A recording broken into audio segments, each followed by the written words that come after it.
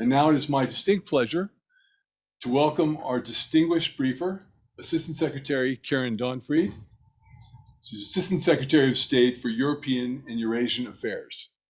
Assistant Secretary Donfried will discuss U.S. policy on Russia and Ukraine and the big picture of our relationship with Europe as the NATO summit approaches. This briefing is on the record. It is being live streamed. After we hear from the EUR Assistant Secretary, we will begin the question and answer period. This briefing will end no later than 10:15. The FPC will post the transcript of this briefing and the video afterwards on our website, which is fpc.state.gov. With that, I'm going to turn the floor over to the Assistant Secretary. Assistant Secretary Donfried, please. Thanks so much, Phil. So good morning to all of you. I thought it might be helpful if I began by setting the context. And admittedly, I'm going to start on a rather sober note, which is that last week we marked 100 days of the launch of Russia's full-scale invasion of Ukraine. It was a plan that Russian President Putin had been putting into place for months. As you all know, before Russia's forces fired the first shot and launched the first missile on February 24, Vladimir Putin had amassed over 130,000 troops in the areas along Ukraine's borders, all the while telling the international community that these troops were merely there for training purposes. Despite repeated calls for those troops to return to barracks, months of calls and visits to persuade Putin to take the diplomatic off-ramp, offers to negotiate, and warnings that a further invasion of Ukraine would not go unanswered, Putin made the disastrous decision to launch that full-scale war against Ukraine. Putin envisioned an easy path to Kyiv. And as we all know, things didn't go according to that plan. The Russian people have paid the price for Putin's war of aggression against a peaceful neighbor. We want to see an end to the needless death and misery the Kremlin's aggression is causing. As great as the pain of Putin's war has been for Russians, the suffering it has caused Ukrainians is much greater. We have seen thousands of Ukrainian citizens die defending their country. Outside the battlefield, we have seen thousands of Ukrainian civilians, children, the elderly, journalists, emergency workers killed in Russia's brutal bombardments. And millions more have been displaced within Ukraine or forced to seek refuge in other countries. Russia's shelling of civilian infrastructure continues, creating a massive reconstruction need. Heavy fighting continues today in the east and the south, and reports of Russia's war crimes and other atrocities are piling up as I speak. What held true 100 days ago is true today, and unfortunately will be true tomorrow. This brutality is continuing. In response to that, the United States government and the American people support Ukraine's right to defend itself on the battlefield, and we will support Ukraine's decisions at the negotiating table. We support Ukraine's right to be free, democratic, and independent. Nothing about Ukraine without Ukraine. We remain committed to defending Ukraine's sovereignty and territorial integrity. In the 100 days since February 24, Ukraine has shown it is a formidable force. Countries around the world have shown their unity and resolve in support of Ukraine's sovereignty, independence, and territorial integrity, as well as in defending the rules-based international order that has brought unprecedented peace and prosperity, not only to Europe, but to the world. Since February, the United States has provided over $6.3 billion in security, humanitarian, and economic assistance to support Ukraine. Ukraine's fight is our fight. It is the fight of all of us for democracy and freedom. Thus, we will stay the course with the people of Ukraine because we understand that freedom is not free. So thanks for letting me set the stage with those comments, and I very much look forward to your questions. Thank you, Assistant Secretary Dunphy, for those remarks. And now I'd like to open this program up for questions. We'll take a few questions first from those in the briefing room, if you have questions, and then a few questions from those on Zoom. Please raise your hand or your virtual hand if you are on Zoom, if you would like to ask a question. If I call on you, please give your name and your outlet. Okay, and our first question will be, I believe, from a journalist from Poland. If you please introduce yourself. Thank you. Thank you for doing this. My name is Magda Sakowska. I'm with Polish outlet Polsat News, and I have two quick questions. As the NATO summit in Madrid approaches, I have a question. What role in the new strategic concept does Washington see for Poland, the country at eastern flank of NATO, and a country that has given a shelter for so many Ukrainian people? And the second is the response of the US and Europe so far, at least, to Russia war is very united and bold. But how do you think the unity could last? Because the differences are more and more conspicuous. France, Italy, Germany, they talk about negotiations. President Macron said that Vladimir Putin shouldn't be humiliated. And on the other hand, we have Eastern European countries and United States. And that group would like to see Russia defeated, totally defeated. Thank you. Well, thanks so much for both those questions. In terms of the upcoming NATO summit at the end of the month, one of the key deliverables will be the strategic concept, which is setting out the framework for NATO over the coming decade. So it will seek to capture the strategic challenges that are out there, how NATO plans to meet them. So I don't know that you'll expect to see something specific about Poland, because it's really the vision of all 30 NATO members about the coming 10 years. I will say that I think we have seen tremendous unity in the alliance to date, and Poland has been playing a truly remarkable role in standing up in the face of Russia's renewed aggression against Ukraine. And I think you've seen Poland and the US and other NATO allies coming together in support of Ukraine, which connects very much to your second question about, can we see that cohesion continue? And on the one hand, I think you're right to point to the need to be aware of what is challenging that unity. I think there are various things that could challenge it, including economics. We're seeing rising inflation based on increasing gas prices, increasing food prices, and that will be challenging as we all seek to manage the economic fallout of this. On the other hand, I have to say that the way the US and Europe have come together, both in the NATO context, but also US-EU cooperation, has been striking. And as you know, in the run-up to the war, the United States was forthcoming in sharing intelligence about what we were seeing. The Biden administration was very concerned in the months leading up to February 24 that what we were seeing suggested exactly the full-scale invasion of Ukraine that we saw on February 24. Many of our allies shared that assessment, others did not. So I think when that full-scale invasion happened in exactly the way that we had suggested it might, it galvanized the NATO alliance and the US relationship to its partners in a way that we hadn't seen before. It's interesting, a colleague of mine at the European Union said to several of us, this was Europe's 9/11.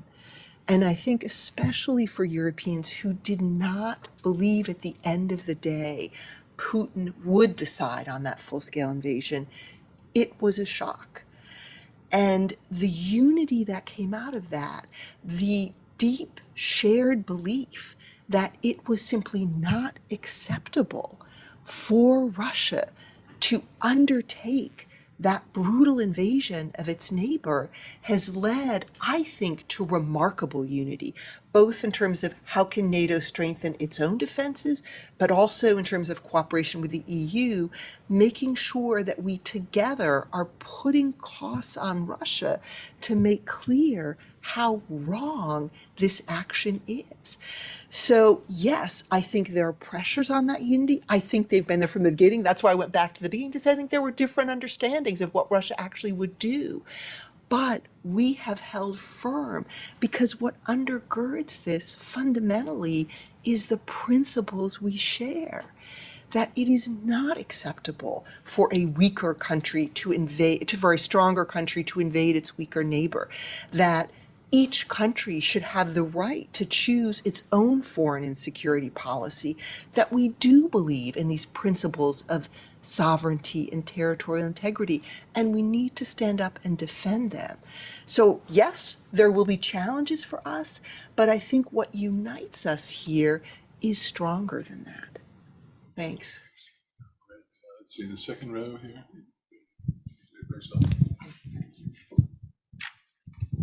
Thank you so much. Yaroslav Dolgopol, Ukrainian news agency, Ukrinform. First of all, I would like to thank the US government for the support of Ukraine and the Ukrainian people. And I also have two questions for you. Last week, US media reported, citing multiple sources in the US administration, that the US officials have been discussing with British and European counterparts on potential frameworks for the ceasefire and ending the war in Ukraine through the negotiations. So could you please comment on whether the administration, the State Department, is conducting such a dialogue? And the second question is regarding the food security. What kind of options does the US administration consider to unblock Ukrainian grain? Does it include the possibility of the humanitarian convoy with military naval ships to guarantee safe navigation in the Black Sea? Thank you. Well, thanks so much for both those questions. And first, your opening comment about the US for the support we've been giving to Ukraine. I also want to say thank you to Ukrainians.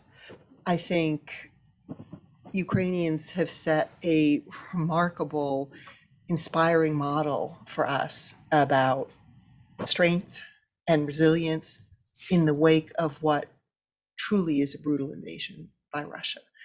So I think Ukrainians are inspiring the entire world at this moment. We feel very strongly that we stand with Ukraine and will continue to give you all of the support that we can. So this is very much mutual. Your question about potential frameworks for a ceasefire and where are we on this? You know, I brought along a copy of President Biden's guest essay in the New York Times last week because I thought it was one of the most fulsome statements of US policy that we've seen for some time. And I thought his comment about diplomacy that could end the war was really important. He quoted actually President Zelensky, who has said, ultimately, this war will only definitively end through diplomacy. And then President Biden goes on to make clear that our aim here is to make sure we help Ukraine be in the strongest possible position when we get to that negotiating table.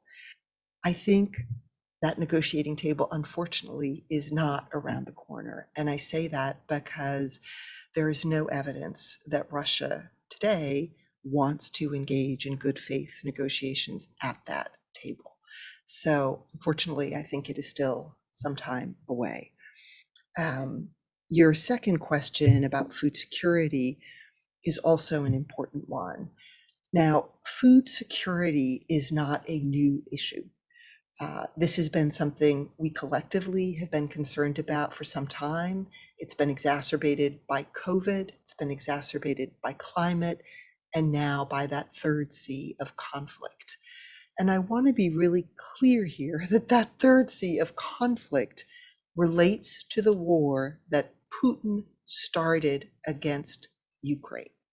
It is Russian actions that are exacerbating the food security problem. It is something the Biden administration takes very seriously. As you know, the United States had the presidency of the UN Security Council last month, in the month of May. Secretary of State Blinken spent time in New York, both hosting a food security ministerial, also hosting a conversation in the UN Security Council to try to bring added attention to the issue and added support to solving this. And there are no easy solutions. So we are looking at a series of possibilities. One is the one you mentioned. Could there be some way of allowing shipments through the Black Sea? That's an attractive option because in terms of quantity, you could get very significant amounts of grain out, but it is fraught with challenges, security challenges, commercial challenges. So those conversations are ongoing.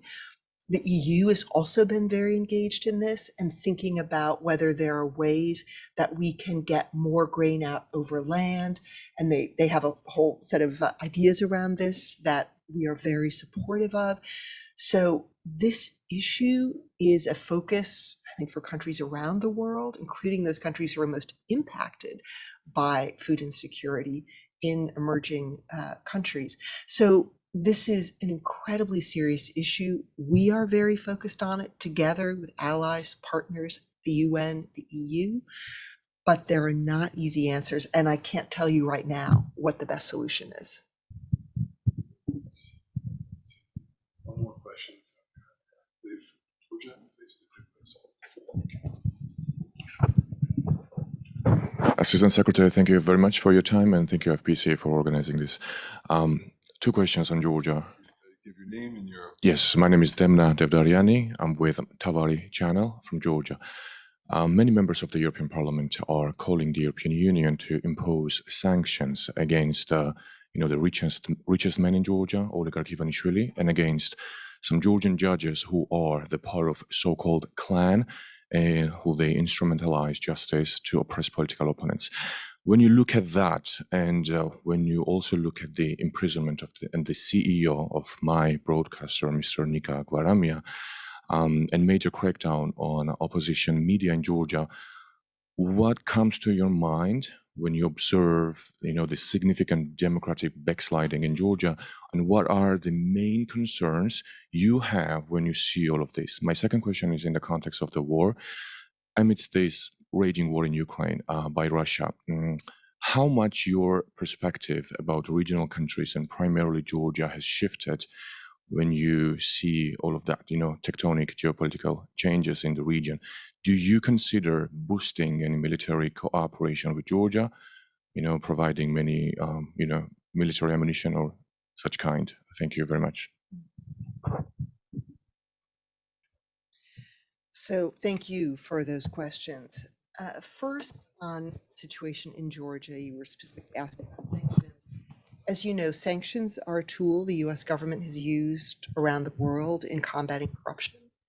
We never pre-announce sanctions, but I think you see how the US has used that tool in other places. And what I will say about Georgia is we would urge Georgian officials to advance the vital democratic reforms that we have worked so closely with our Georgian counterparts on.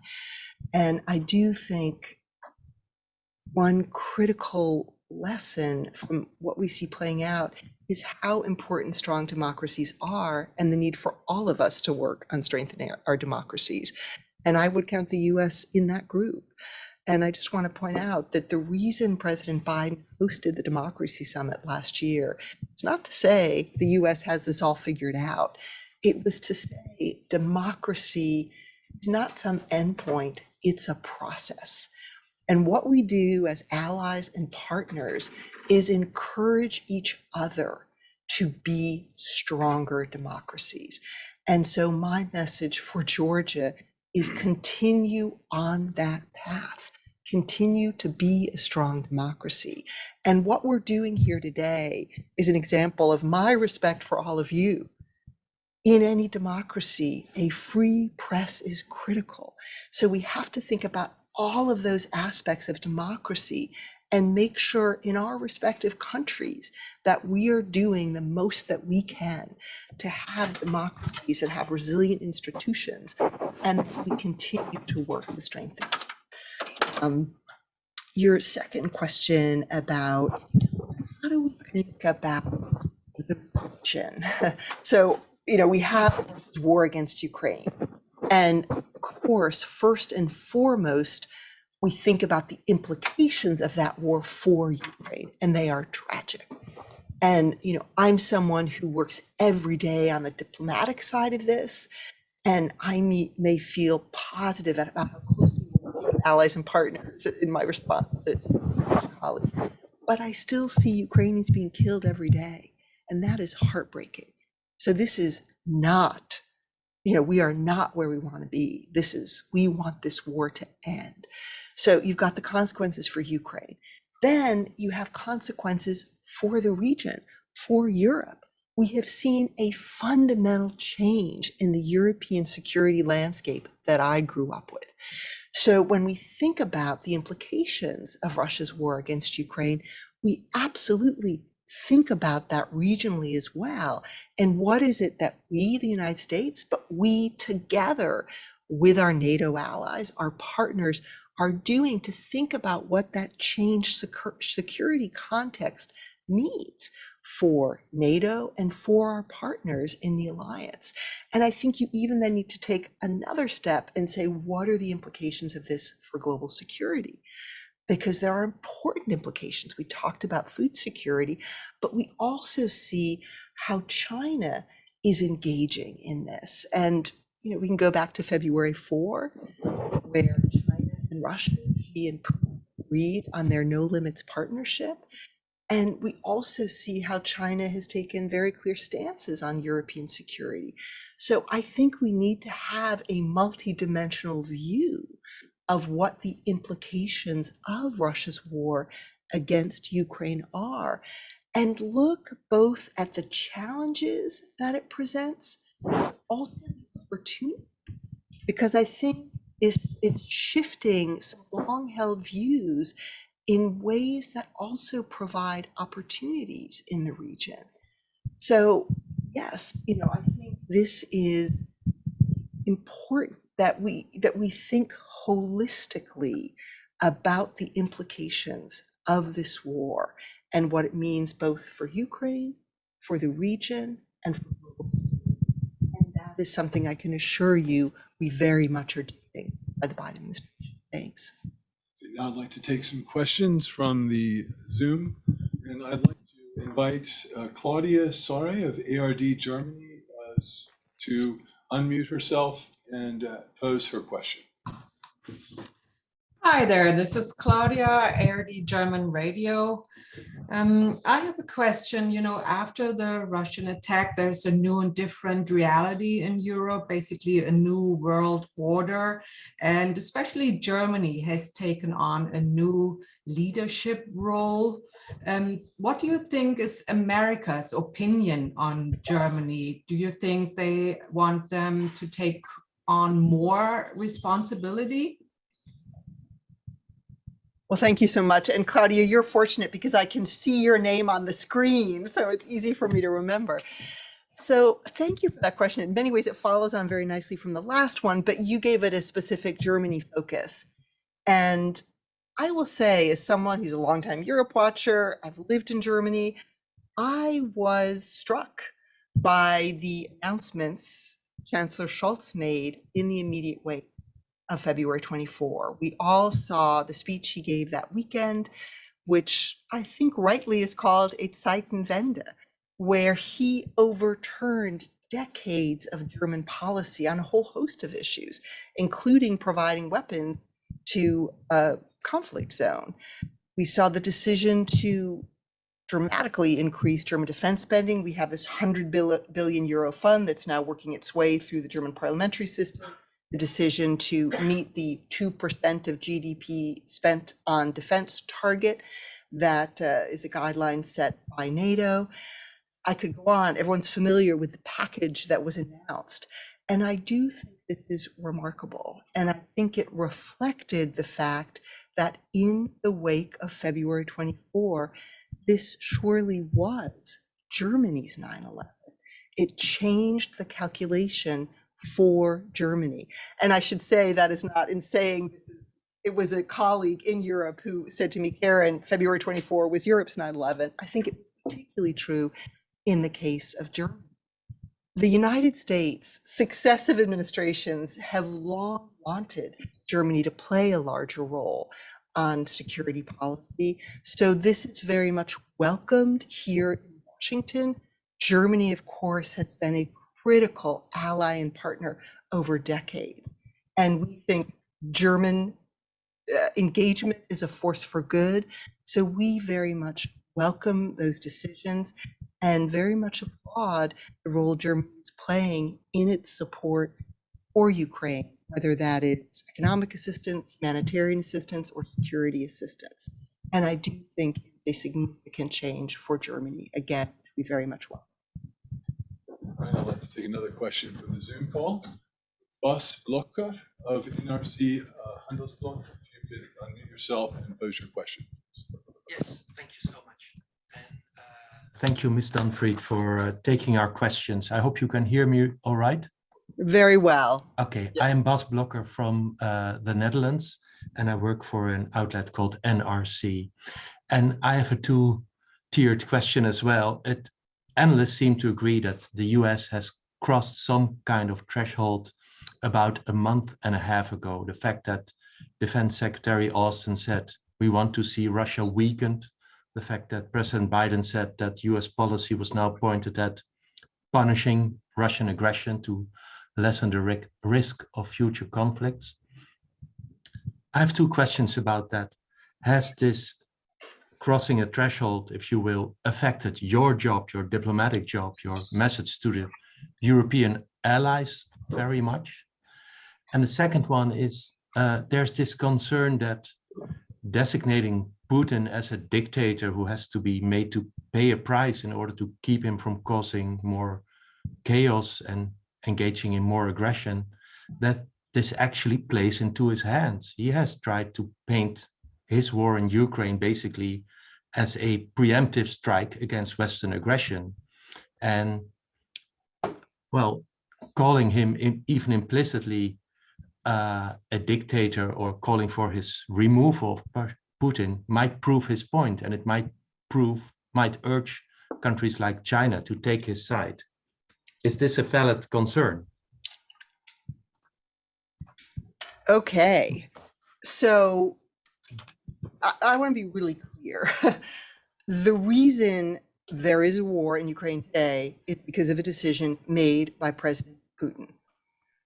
He decided to unleash a full-scale invasion that was unprovoked and is unjustified and is brutal. I see no rationale for that.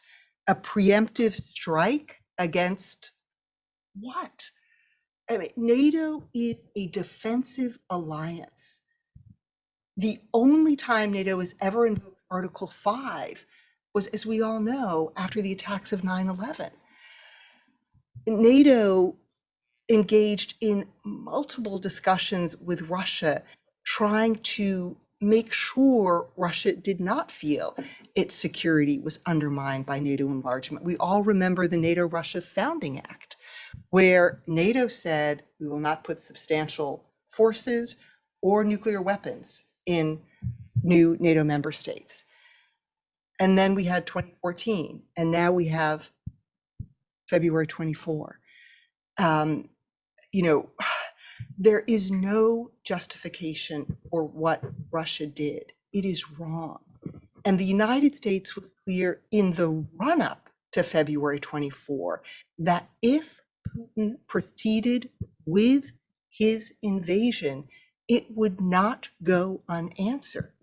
So this idea that punishing Russian aggression, that's a policy that's a month old, we were clear in the run-up to the war that if Putin unleashed this invasion, there would be consequences of an order of magnitude different than what had been imposed in 2014.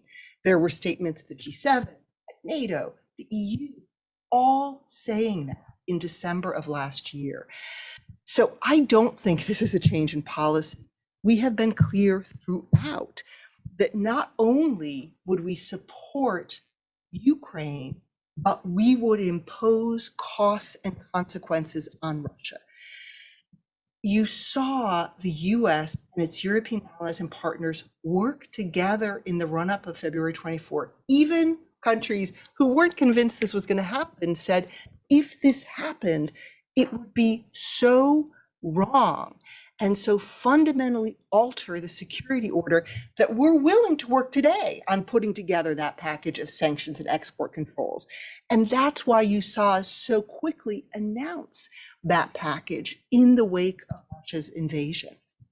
And I would say, you look at those sanctions and export controls, and they are of an order of magnitude different than anything we've done before. There are so many aspects of it that you've not seen. We haven't sanctioned the central bank of a G20 country before. There are so many elements of this that are new and serious. And I don't think we even understand fully this on Russia's economy. We can see the hundreds of private sector companies that are leaving Russia, but I think the impact on this over time, particularly of the export controls, is highly significant. Already seeing that affect Russia's defense sector. So A, I don't think this policy is new, but B, the sentiment that we want to make sure Russia cannot unleash this sort of aggression again seems to me a quite prudent goal, because this is not acceptable. You can't have a country just roll into its weaker neighbor and kill innocent people. That is not what we stand for. That is not what we believe in. So I don't think this is a new policy. I think we were very clear in the run-up to February 24, Russia would face serious consequences. At the same time, we negotiated with Russia. I was the person in Moscow in December who was handed draft treaties, one for Russia and the US, the other for Russia and NATO. We engaged in those negotiations. Deputy Secretary Sherman went and engaged in serious negotiations. We were hopeful that there was a diplomatic off-ramp that was offering significant assurances to Russia. Putin decided not to take that. So I want to be very clear about where responsibility here lies, and that actions do bring consequences. And yes, the US is going to ensure that these consequences for Russia's action continue. Thank you. Let's ask another question to the Zoom. And I would like Øystein Bogen of TV2 Norway, if you could unmute yourself and pose your question. Yeah, hi. Can you hear me? Yes. Yeah, hi. Thank you very much for taking our questions and for a very enlightening brief. I have a question related to the NATO summit. And I was wondering, first of all, how important is it to get Turkey on board for the membership applications for Finland and Sweden before that summit? And secondly, is there any ongoing contact between Turkey and the United States about that question at the moment? Great, thanks so much. So let me start by saying, I think if we want one example of the strategic miscalculation Putin made, the fact that Finland and Sweden are applying for NATO membership is a striking one. These are two countries that have been partners of NATO, but always felt it was not in their strategic interest to join the alliance. As you know, Finland has a very long border with Russia. Finland in the past has not sought NATO membership. Putin, in the run-up to his war against Ukraine, said he was concerned about too much NATO along Russia's borders. Well, if that was a concern he had and something he was seeking to prevent, he has brought about exactly the opposite, with Finland applying for NATO membership. So the United States, the Biden administration has been clear that we very much value Finland and Sweden. They've been tremendous NATO partners, and we will welcome them into the alliance. You see tremendous bipartisan support on Capitol Hill here for their membership. So this is something we very much support.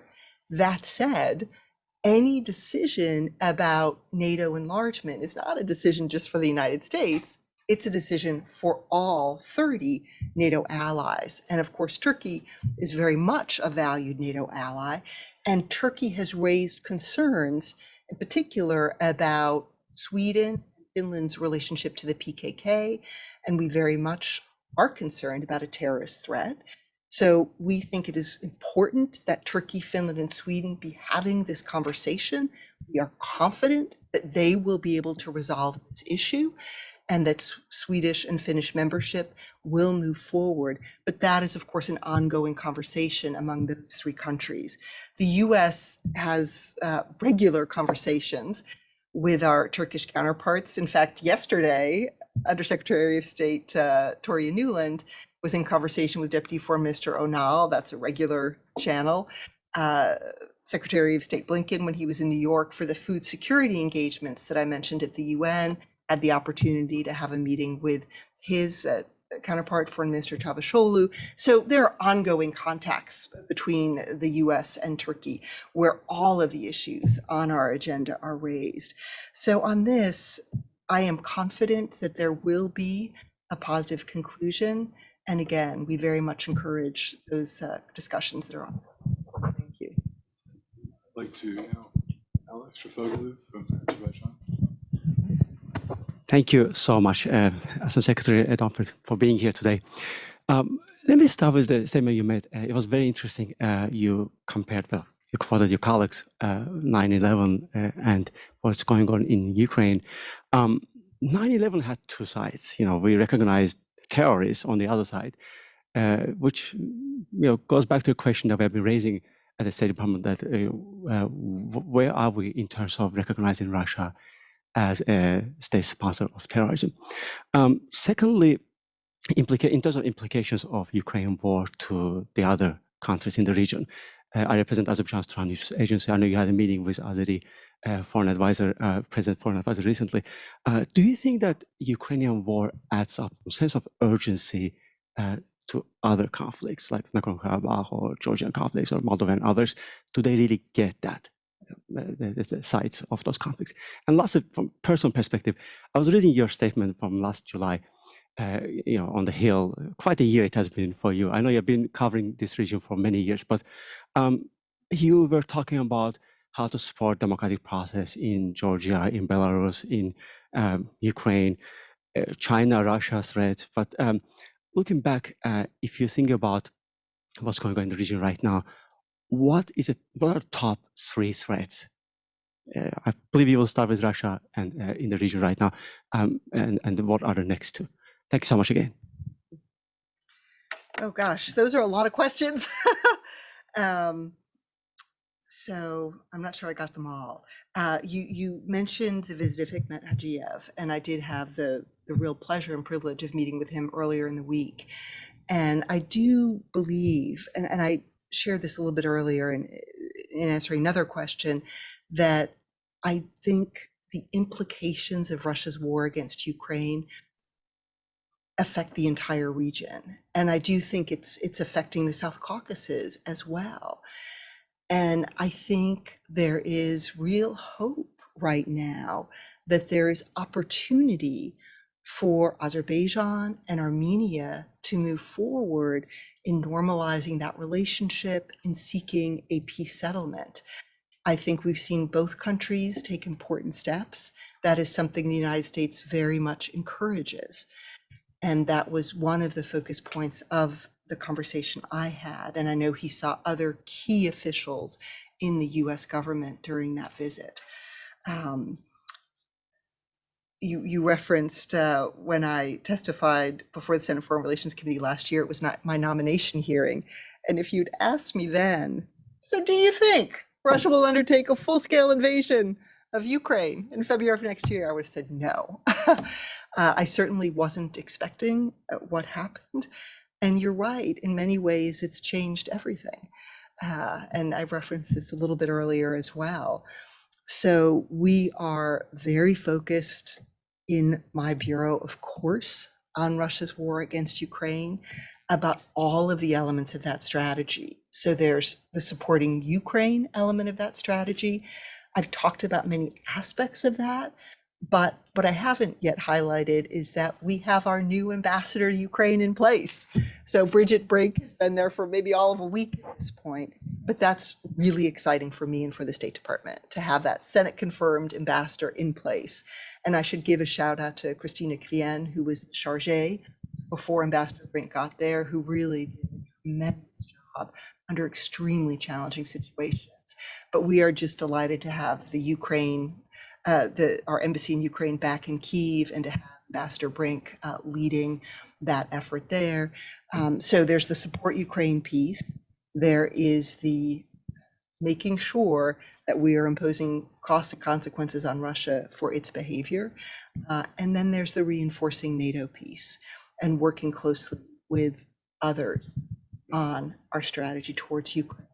So that surely is still the dominant issue that we are dealing with.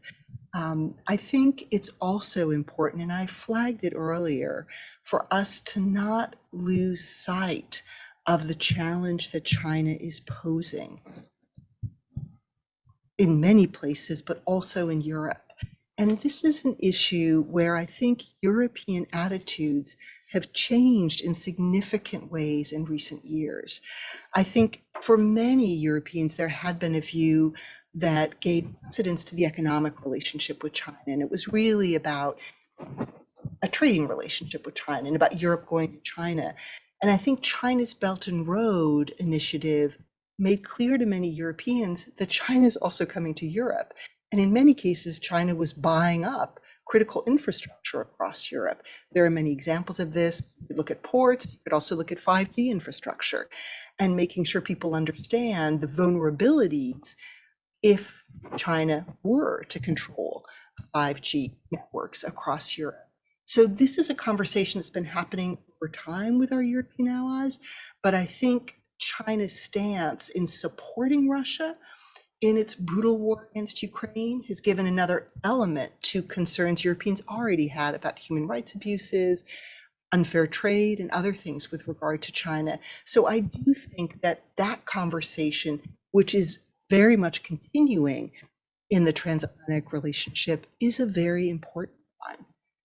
And then along with the challenges, I don't want to miss the opportunities, because I do think there are opportunities here. And precisely because we have had this remarkable cohesion and unity with our European allies and partners resulting from Russia's brutal invasion, it has reminded us why this relationship is so vital to both sides of the Atlantic.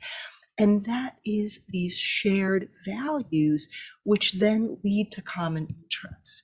And so I think there's an opportunity to say, with that renewed sense of unity, where is it that we want to make a difference together? And I think actually when we think about Azerbaijan and Armenia, we also see the critical role the European Union is playing there. So it's a wonderful example of where European Union and the EU working together with Azerbaijan and Armenia can be hopeful about advancing that peaceful process.